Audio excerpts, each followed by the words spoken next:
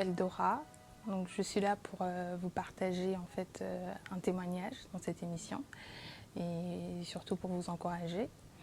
Donc, il y a quelques années, j'ai subi en fait plusieurs opérations suite au fait que j'ai avalé en fait le liquide amniotique pendant que ma mère était en train de m'accoucher. Et j'en ai avalé en fait j'ai avalé une quantité astronomique et qui n'était pas en fait ce qui n'était pas du tout normal.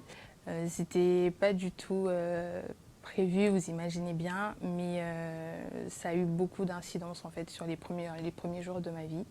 Donc j'ai vraiment souffert dans le sens où on m'a mis des tuyaux dans le corps. Enfin, je vous explique, c'est ma mère qui m'en a parlé, mais ça a été une épreuve très difficile pour elle.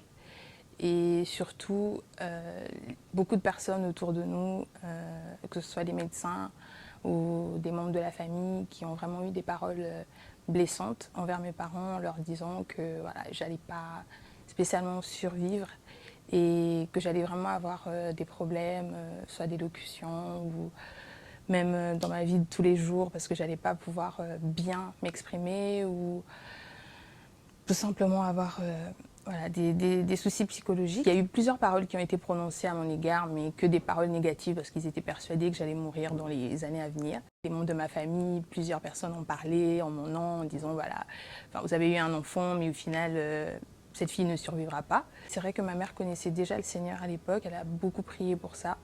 Et on a vraiment vu la main du Seigneur dans ma vie parce que quelques semaines après mon hospitalisation, j'ai été guérie.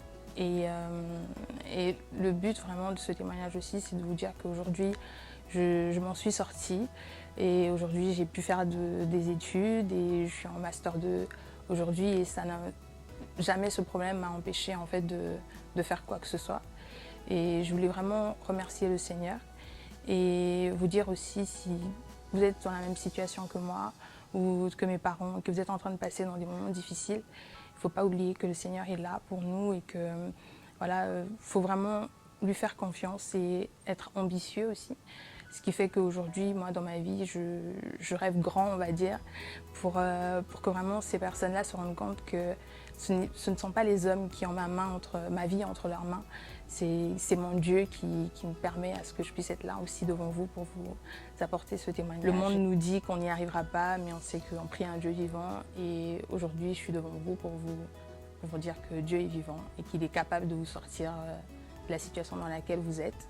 Que ce soit une maladie ou un problème, peu importe ce que c'est, Dieu est capable de faire un miracle encore en cette année 2017 ou même les années à venir. Je voulais vraiment remercier le Seigneur et que Dieu vous bénisse et vous aide encore à traverser les moments difficiles que vous vivez. Parce qu'au-delà de ces moments difficiles, il y a la victoire qui nous attend. Donc que Dieu vous bénisse abondamment.